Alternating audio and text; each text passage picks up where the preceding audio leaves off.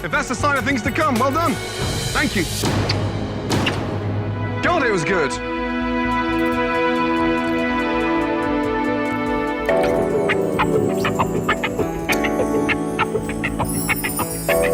I wanted to be first. Gordon Ramsay once passionately kissed a contestant on camera for a full minute while everyone watched in shock. But that's not even the most scandalous romance to ever come out of Hell's Kitchen. From affairs that destroyed families to unspoken love stories that ended in tragedy, the Kitchen of Nightmares has witnessed more heartbreak and passion than any dating show ever could. The perfect reality TV couple that wasn't. When Cody Candelario and Mary Lou Davis walked into season 19, nobody expected them to become Hell's Kitchen's most beloved couple. Their chemistry was undeniable from the start. "I don't like you, you know that?" Mary Lou teased. "You like me a lot," Cody shot back with that signature charm, and he was right. In a season filled with toxic team dynamics and constant screaming matches, these two were a breath of fresh air. They supported each other through brutal dinner services, flirted shamelessly in the hot tub, and had fans shipping them as Cody Lou before the season even ended. The editors even made it look like they showered together, sending the internet into a frenzy. But here's where the fairy tale takes a dark turn. After filming wrapped, they really tried to make it work. Mary Lou packed up her entire life and moved to California to be with Cody. She left everything behind for what she thought was love at first sight. In an Instagram post that has since been deleted, she opened up about making the move for a man she thought she was in love with. The relationship died almost immediately after she arrived. Today, they don't even follow each other on social media. Mary Lou moved back to her hometown, heartbroken and dealing with the aftermath of uprooting her life for a romance that couldn't survive outside the pressure cooker environment of Hell's Kitchen. When asked about Cody in a recent Instagram Q&A, her response was blunt: "They no longer speak." First time I met Cody, saw his douche face, and I didn't think I was gonna like him. This little side belly, huh? We get the hams. We'll get the hams next. Huh? I'm like, oh, okay, this is the person that you are. Oh my God, you guys are so cute. So cute. The affair that shocked a nation. But if you think that's bad, wait until you hear about Andrew Pierce and Heather Williams from season 16, the most controversial romance in Hell's Kitchen history. From day one, these two were inseparable. They cuddled in the dorms, flirted constantly, and bonded over being single parents. There was just one massive problem: Andrew wasn't single. He had a fiancée at home and a wedding planned in just a couple of months. The truly disturbing part? Andrew admitted all of this on camera. "I get married in a couple months, so it's probably not going to be a strong relationship," he said casually, while continuing to pursue Heather. He actively hid his engagement from everyone in the house because, in his own words, he wanted to have fun. Then came episode 13, one of the most jaw-dropping moments in reality TV history. During the family visit portion, Andrew's fiancée Leela walked through those doors. She came face to face with the woman her future husband had been cuddling with for weeks. The awkwardness was suffocating. Heather claims she found out the night before this happened, when Andrew was finally forced to confess by another contestant. She was so furious she flipped a table before producers put her mic back on to capture the drama. But the story gets messier. Heather continued to support Andrew even after learning the truth, actually trying to help him win a black jacket challenge. And get this, after the show ended, Andrew broke off his engagement and immediately pursued Heather again. Despite everything, she said yes. They dated briefly until she discovered he was also involved with a third woman. The fallout was brutal. Heather faced years of online harassment, with people calling her a homewrecker even though she didn't know about the engagement initially. When she returned for season 18, even Gordon Ramsay asked about Andrew during filming. The relationship scandal followed her everywhere, leaving her with trust issues that persist to this day. Andrew, here's your grandma, Helen, and your girlfriend, Leela. Hi.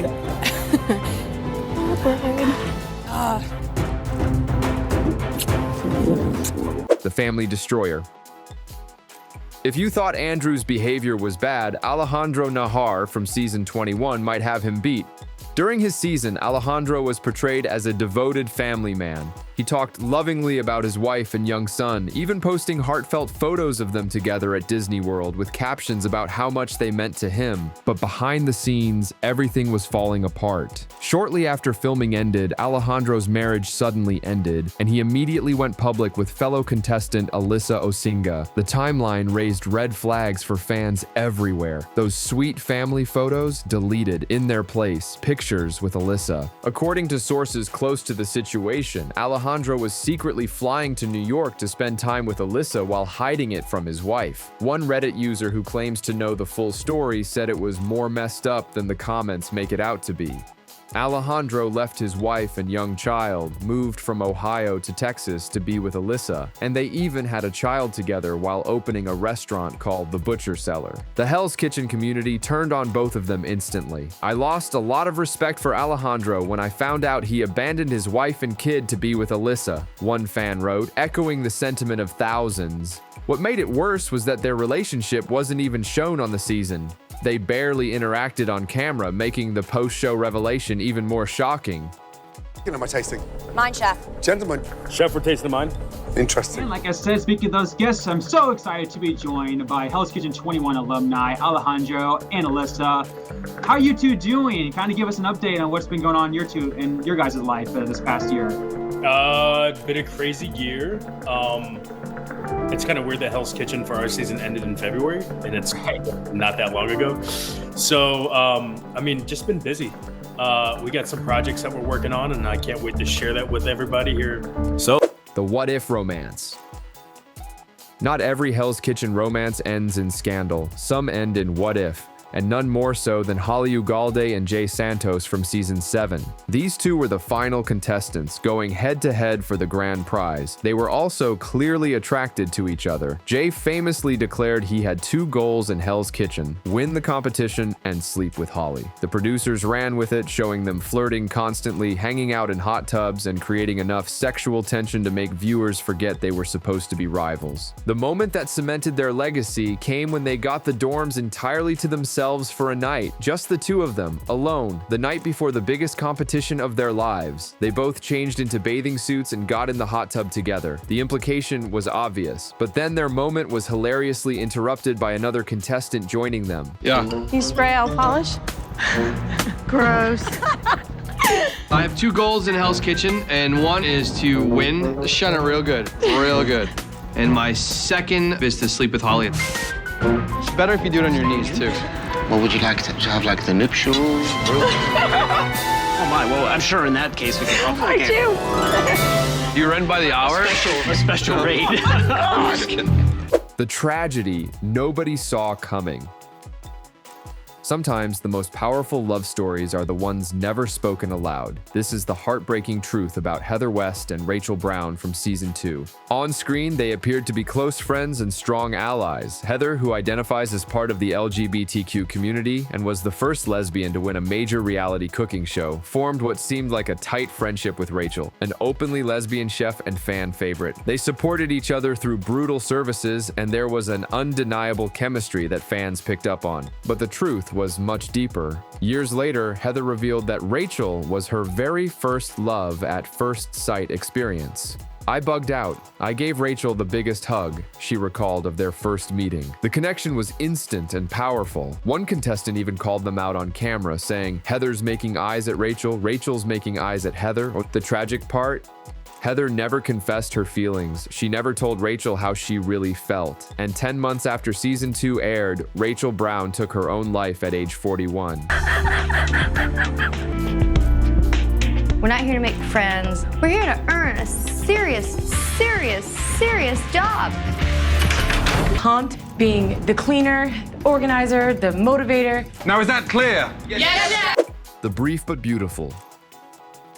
Not every connection has to end in relationship or tragedy. Sometimes a genuine spark is just that, a moment of authentic human connection that makes everyone smile. Van Herd and Barbie Marshall in Season 17 All-Stars created one of those moments, in a season defined by toxic rivalries, especially the relentless bullying Barbie endured from contestants like Elise and Robin. Van was a consistent source of kindness and respect. Their playful flirtation provided levity in an otherwise brutal environment. The defining moment came in episode 4. Van, seeing Barbie, smiled and called her his Nubian princess. It was charming, funny, and respectful all at once. Fans immediately started shipping them. "He's got jungle fever, she's got jungle fever," one fan wrote. "Love sees no color and love is colorblind." But the producers never built a larger storyline around it, and there's no evidence they ever pursued anything post-show. It was simply what it appeared to be, a wholesome, fleeting flirtation between two people who treated each other with dignity in an environment that often lacked it. Sometimes that's enough. Oh, wow. Wait 1 second. Why that's why all her shit was my turn. Let's hear this tall tale. This is going to be good. We need popcorn. Elise, let her talk. My dish had 15 things to plate on. The phantom romance. Then there are the relationships that exist purely in fan mythology. Tech Moore and Jim McGloin from Season 6 are Hell's Kitchen's greatest mystery couple. If you watched Season 6, you would have absolutely no idea these two were ever romantically linked. Zero on-screen flirtation, no hot tub scenes, no lingering looks, just two chefs competing in high-pressure cooking situations, barely interacting at all. Yet a persistent rumor emerged years later that Tech and Jim dated after the show. It became a piece of Hell's Kitchen lore, passed around in Reddit threads and fan wikis with no official confirmation. Then something happened that added fuel to the legend. Tech and Jim opened a restaurant together. In an interview, Tech described Jim as her best friend, saying they were able to support each other through the unique Hell's Kitchen experience. Jim worked at multiple restaurants before joining her in their joint venture. Whether they were ever romantically involved remains one of reality TV's enduring mysteries, a relationship that may or may not have existed, built entirely on speculation, wishful thinking, and one unexpected business partnership. Boyfriend here? No boyfriend. Don't got time for boys. I'm too focused on myself. Today was a very long day. Oh, I broke many hearts. I have no doubt. The manufactured drama. Of course, not every romantic storyline on Hell's Kitchen is real. Sometimes producers create drama where none exists, and Brendan Heavey and Carrie Keep from Season 9 are the perfect example. The show's editors strongly implied a connection was forming between these two. They were shown sitting together after a disastrous service, talking in flirty ways. The narrative was clear. These two were getting distracted by romance, and it was affecting their performance. There was just one problem. According to Carrie, the entire story was completely fabricated. In post-show interviews, she forcefully denied that anything ever happened between them. She called it a sleazy edit, designed to create a storyline where none existed. Classic reality TV manufacturing drama at contestants' expense. Behind the scenes, the truth might be different. Kevin Cottle from Season 6 famously revealed in a Reddit AMA that contestants have sex on the show all the time, but added, "What happens in Hell's Kitchen stays in Hell's Kitchen." So who knows what really happened? The truth is buried somewhere between selective editing, producer manipulation, and the reality that people living in close quarters under extreme stress sometimes do make impulsive decisions. The ultimate prank. Finally, we have to talk about the most shocking kiss in Hell's Kitchen history, and it wasn't between contestants at all. Season 7, Episode 1. A nervous woman with glasses stepped forward to present her signature dish to Gordon Ramsay. She wasn't a professional chef, just a mom and cookbook author who'd never worked in a restaurant. Her dish looked, in Ramsay's words, like baby vomit. But after tasting it, something unexpected happened. Ramsay loved it. He was shocked, impressed, and then, in a move nobody saw coming, he pulled this woman in for a long, passionate kiss right in front of all the contestants. Jaws dropped. People were speechless. What the hell was happening? Then came the reveal. It was his wife, Tana Ramsay, in disguise. The glasses came off, the wig was removed, and there stood the blonde Mrs. Ramsay, having just pulled off one of the show's most memorable pranks. The contestants' relief was palpable. "Thank God it's his wife," Jay Santos exclaimed. It was a moment of levity in a show known for intensity, a reminder that even in Hell's Kitchen, sometimes love is just pure fun. If that's the sign of things to come, well done. Thank you. God, it was good.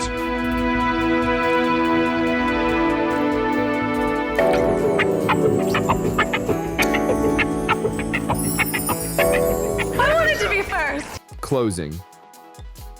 Hell's Kitchen wasn't designed to be a dating show, but when you throw talented, passionate people together in a pressure cooker environment for weeks at a time, human nature takes over. Some found genuine connections, others found scandal and heartbreak. A few found fleeting moments of joy in an otherwise brutal competition. The lesson? Love finds a way everywhere, even in hell. Whether that's a good thing or not depends on which couple's story you're looking at.